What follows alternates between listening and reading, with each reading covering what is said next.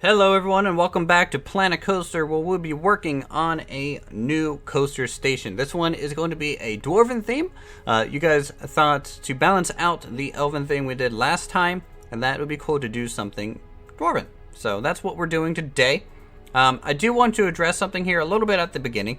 Now, I know a lot of you have been asking, where's the Elite Dangerous Park? Where's the new episode on that? And I had to say that that is still kind of on hiatus. I'm not super motivated to build sci-fi right now. We built a whole bunch of that kind of back to back, and I'm a little burned out on just the sci-fi theme in general. So I'm kind of still recharging my batteries.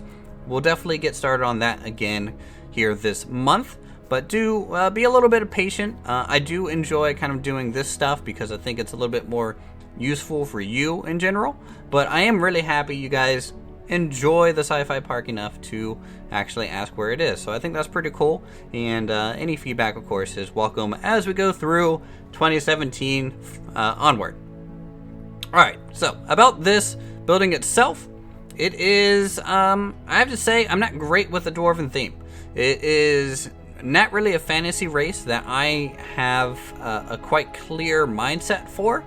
It is something that I'm just not a big fan of the Dwarven class or race in like RPGs or anything like that. I don't really play as them. I prefer like night elves, humans, things a little bit more interesting, maybe a little bit more elegant looking. But it's a challenge, and anything I can do to kind of expand my knowledge and building in this game, I think is going to be worth it. So that's why we tackle things that we aren't comfortable with, or things that might be challenging. But in the long run, this is how you learn. This is how you learn to problem solve and work around issues that you've never encountered. If you're too much in a comfort zone in a creative game, you can actually suffer from it simply because you tend to repeat the same things over and over. Now, this is going to be a little bit of repetitive structure for a couple of reasons. One, I think it's because I don't quite have a clear grasp on the theme set, but also Dwarven structures are very layered. They have a bunch of ornate stonework. They're very much a master crafter race in the fantasy worlds. They're the ones that will make crazy machines, crazy contraptions, and just ridiculous kind of ornate buildings. So the thing you want to try and capture in this, and you'll see this as we finish up the shape, this kind of half circle kind of element here, and build up some of the towers. You want to try and make a tile set, and I'd kind of want to go through this with you guys a little bit. And my tile sets are actually relatively simple. If I were to actually go crazy and try and fully detail out a Dwarven theme, it probably would look a little different than what I come up with here today, but due to workshop limitations, we kind of have to keep it a little bit more simple. Dwarven structures, from my little research that I've done and a little bit that I do know of kind of their architecture, is they are very heavily layered. They have a lot of fluted columns. They have a whole bunch of kind of vertical lines going up in different depths, and they have arches supporting it all.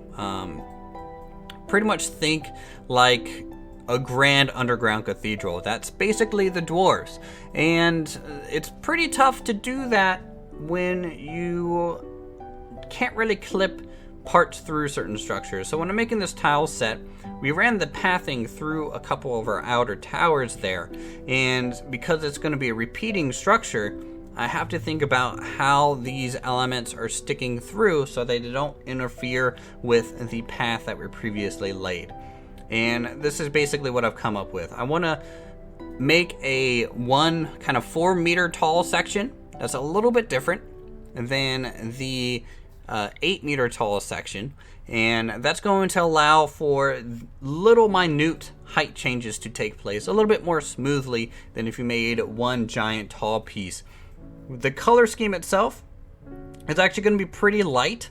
Dwarves can either be kind of a really dark race simply because they're underground and not well lit a lot, but I think classic stonework, kind of more of a marbly color, kind of these whites and neutral gray tones, would be a little bit more of their natural exposed colors if they weren't underground and weren't lit just by torches. I think the torchlight and things kind of give them their coloration, and I'm going with more of just a clean look here.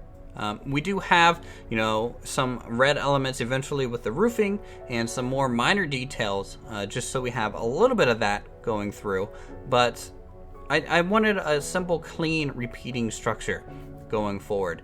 Also, some of my inspiration for this came from the Elder Scrolls. The Dwemer, in the lore of that game, there might be actually considered an elvish race, but to me, their architecture kind of more remind me of dwarves. Their underground, palaces and dungeons and things like that look very dwarvish to me in nature. So that's kind of what I kind of drew from in terms of light inspiration. And those structures, you'll notice that they have kind of smooth sides, and then the top has kind of a cap to them of some sort, and then the bottom will have its own kind of capping element onto there. So that's why we kind of built these like this. We have kind of a thicker base and then a thicker top in the middle, very, very narrow. And that's a good thing to kind of consider when you guys are making your tile sets.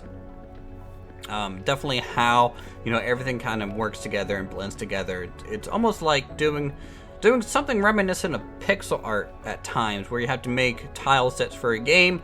You're going to have to make a couple grass variations and then hopefully be able to stitch them together well enough.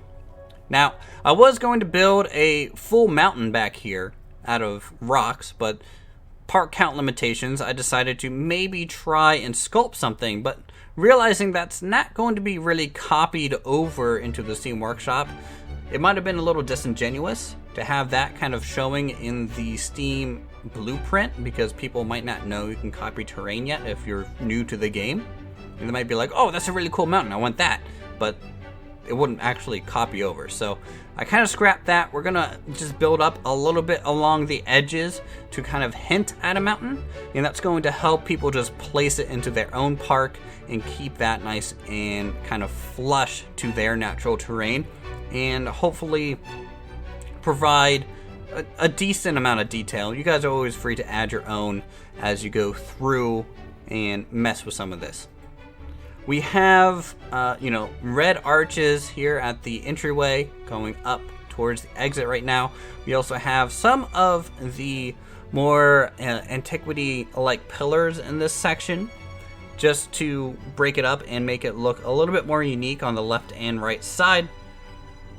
We'll copy over a simple wall element and also try and finish up the upper frameworks here near the coaster exit and entrance at this point. Keeping, I have to go into the build a couple times just to delete some hidden parts that kind of are tucked away. Now, this is a foundry, and so what's better at a Dwarven Foundry than having exposed flames and fire? And that's what I'm trying to do here. This is kind of the thing that I referenced towards Ironforge a little bit more from World of Warcraft, is the fact that, Ironforge, in the center of it, they have all that exposed lava and fire and flames where all the crafting is done. And this is my attempt at something inspired by it. It's definitely not even close to how that looks, but it's trying. We have no real kind of lava or burning coal like element, so what I have to do is just sink in the flames so they're not too tall into the floor. I also had to try and make the flames coming down the wall look like they're actually falling downwards to kind of imply more of like a lava waterfall is happening in those areas.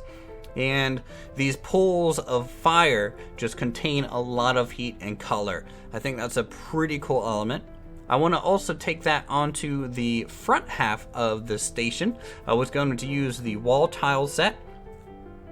just because it looks a little bit more like a forge kind of cobble look, but the tile set being snapped to the grid is a little bit too limiting for what I wanted to do here. You can see I'm just trying to carve out simple pathing at like 45, 90 degree angles to create something that looks almost runic in nature, but not quite there, you know. It's obviously a very simple pattern, not overly detailed, but when you fill that with flames and at nighttime, it does look pretty cool. So when we get into the real-time section, looking around everything, we will kind of switch it over to night so you guys can kind of see the final details a little bit better. Now, also, you know, it helps to have a little bit of a story to these things. So obviously the front section, in my opinion, is going to be a little bit more towards where all the forging takes place. So that's why there's a bunch of anvils. We have some cannons here. You can turn these off by making them a triggerable item. Possibly a crane. I'm trying to figure out how that might fit in. Some of the coal boxes from the western set to make it look a little bit more like a smeltery. Some random knickknacks, you know, pickaxes, shovels for coal, mine carts, little wooden elements, slight little water fountain-like elements as well, where they might kind of drench a hot piece of metal to cool it down. Crates, wooden elements, things like that. Don't be concerned, they won't catch on fire, even though they are quite close to the flame itself. Here's some more rock work going up around, kind of just to build up the shape of the mountain a little bit more. Some gears, because Dwarven kind of technology is a little bit more higher tier than the normal fantasy stuff. You know, you're going to see some machinery poking its head up through the area. So at this point, we're pretty much done with the speed build section. We're going to go ahead and kick it over to real time. There will be a little bit more detail in that kind of section to go over, and I hope you guys enjoy that next part.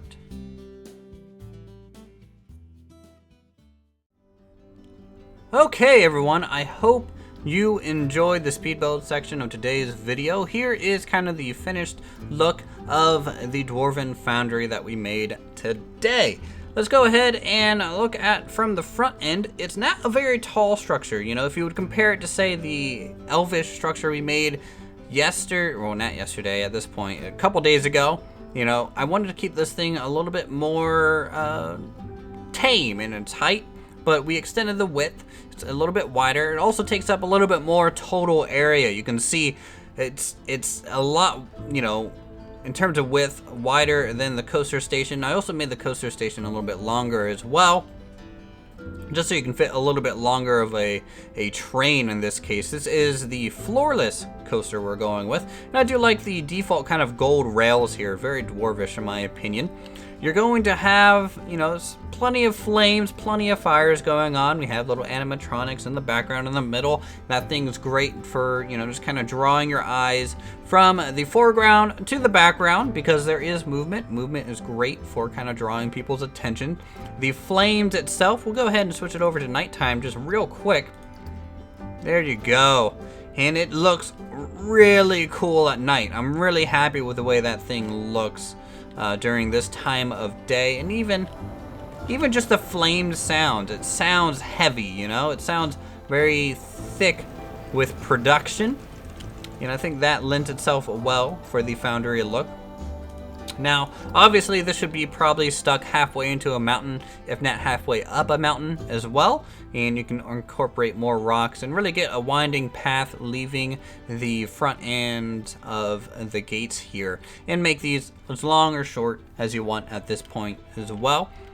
The color palette, of course, we have the white gray kind of bricks here. We got some sandstone colors, and then we also have a touch of red going across. We have a few pine trees, not many. I don't quite know where this is going to fit into your guys' park, so I left that actually a little bit more sparse than normal. Now that's just simply because that this is a little bit harder to place in a specific theme set than what most people might have normally. You know, the elven structure, I think, fits a little bit more of a broader park in general. But hey, that's just me.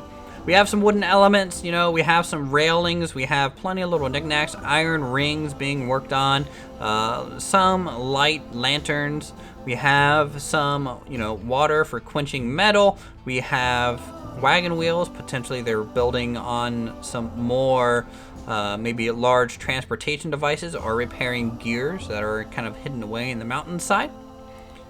Also, if this was me, I would try and balance this out with more structures after it's in the park. So, you know, if you guys are going to make a coaster into a mountainside using this as kind of your exterior station, I would suggest, you know, going into the mountainside, making some really nice vaulted ceilings, maybe taking some of this tile set and tying that all together and making it kind of match the Dwarven theme as best as possible. Other than that, it's actually kind of simple repeating structure that I think and hope you guys have enjoyed for this episode. So if you're new, go ahead and subscribe to my channel for more creative goodness such as this. Go ahead and leave a like so you guys let me know if you want to see more, less of Planet Coaster, probably more. It's kind of my most popular series, I would assume so. And go ahead and check out my other videos if you haven't done so already. Until then, I'll see you guys in the next episode.